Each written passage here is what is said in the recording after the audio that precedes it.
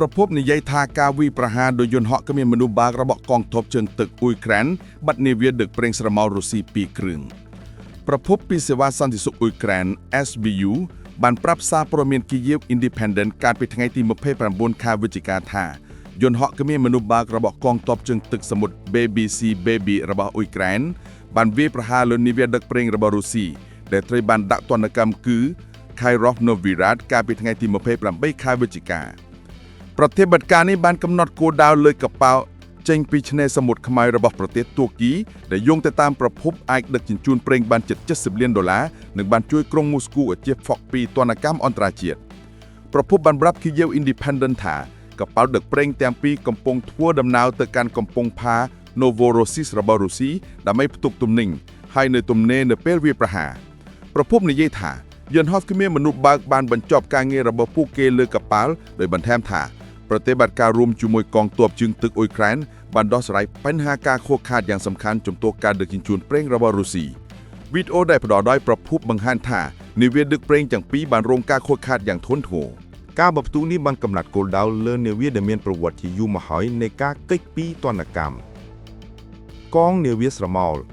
មាននាវាដឹកប្រេងដែលពឹងផ្អែកលើកម្មសិទ្ធិស្រអាប់ទង់នៃភាពងាយស្រួលនិងការអនុវត្តការដឹកជញ្ជូនមិនទៀងទាត់ដើម្បីផ្លាស់ប្ដូរប្រេងរបស់រុស្ស៊ីទោះបីជាមានការរឹតបន្តឹងពីលោកខាងលិចក៏ដោយ Bloomberg បានរាយការណ៍ថា Kairos កំពុងត្រឡប់ទៅ Novorossiysk វិញបន្ទាប់ពីបានចែកចាយប្រេងឆៅ Urals ទៅកាន់ប្រទេសឥណ្ឌា Virat ដែលត្រូវបានដាក់ទណ្ឌកម្មដោយសហរដ្ឋអាមេរិកនិងសហភាពអឺរ៉ុបសម្រាប់ការដឹកជញ្ជូនប្រេងរបស់រុស្ស៊ីបានចំណាយពេលជាច្រើនឆ្នាំនឹងទំនេរនៅសមុទ្រខ្មៅភាគខាងលិចបន្ទាប់ពីត្រូវបានបញ្ចូលទៅក្នុងបញ្ជីទណ្ឌកម្មរបស់សហរដ្ឋអាមេរិកកាលពីថ្ងៃទី10 ខែមករា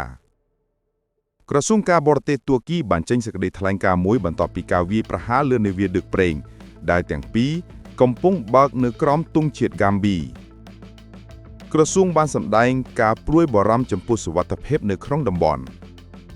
ក្រសួងបាននិយាយថាឧបទ្ទហេតុទាំងនេះដែលបានកើតឡើងនៅក្នុងតំបន់សេដ្ឋកិច្ចផ្ដាច់មុខរបស់ប្រទេសទួរគីនៅសមុទ្រខ្មៅបានបង្កហានិភ័យយ៉ាងធ្ងន់ធ្ងរដល់សុវត្ថិភាពនៃការធ្វើនាវាចរជីវិតទ្រព្យសម្បត្តិនិងបរិស្ថាននៅក្នុងតំបន់យើងកំពុងរក្សាទំនាក់ទំនងជាមួយនឹងភាគីពាក់ព័ន្ធដើម្បីទប់ទល់ការរីករាលដាលនិងការកើនឡើងនៃសង្គ្រាមនៅទូទាំងសមុទ្រខ្មៅនិងដើម្បីជៀសវាងផលប៉ះពាល់អវិជ្ជមានណាមួយទៅលើផលប្រយោជន៍និងសកម្មភាពសេដ្ឋកិច្ចរបស់ប្រទេសទួរគីប្រទេសទួរគីគឺជាប្រទេសចំនួនដែលនៅរក្សាទំនាក់ទំនងផ្ទាល់ជាមួយនឹងទីក្រុងគៀវនិងទីក្រុងម៉ូស្គូចាប់តាំងពីការឈ្លានពានពេញលេញចាប់ផ្ដើមនៅឆ្នាំ2022ប្រើប្រាស់ទីតាំងដ៏ថៃកមាត់និងបញ្ចេញឱកាសខ្លួននៅសមុទ្រខ្មៅដើម្បីដើរតួនាទីជាអ្នកសម្របសម្រួលដល់ភាគីទាំងពីរប្រទេសទួរគីគ្រប់គ្រងច្រកសមុទ្រ Bosporus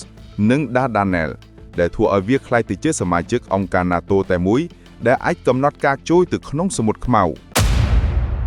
គណៈប្រតិភូអ៊ុយក្រែនធ្វើដំណើរទៅកាន់សហរដ្ឋអាមេរិកដើម្បីចរចាសន្តិភាពបន្ទាប់ពីមានការចាក់ចេញរបស់អ្នកចរចាប្រធានាធិបតីអ៊ុយក្រែនលោក Volodymyr Zelensky បាននិយាយកាលពីថ្ងៃសៅរ៍ថាគណៈប្រតិភូដឹកនាំដោយលេខាធិការក្រុមប្រឹក្សាសន្តិសុខ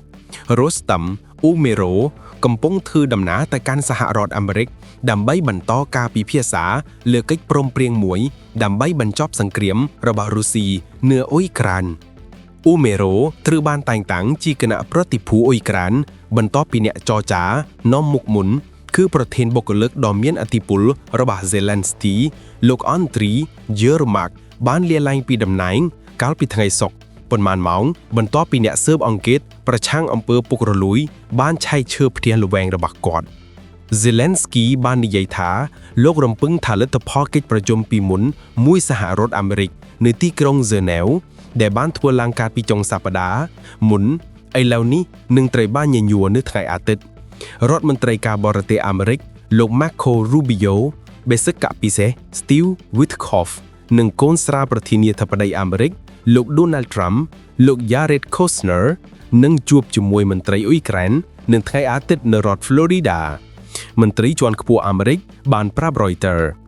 កិច្ចប្រជុំនៅទីក្រុង Geneva បានអនុញ្ញាតឲ្យអ៊ុយក្រែនបង្ហាញសំណើតវ៉ាទៅសំណើដែលដាក់ចេញដោយរដ្ឋមន្ត្រីកងទ័ពអាមេរិក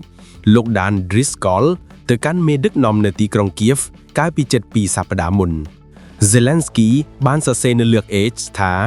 លោក Rostam បានផ្ដល់រីបាយការណ៍មួយនៅថ្ងៃនេះនិងភារកិច្ចគឺច្បាស់លាស់ដើម្បីធ្វើការយ៉ាងឆាប់រហ័សនិងជាក់លាក់ជំហានដែលត្រូវការដើម្បីបញ្ចប់សង្គ្រាម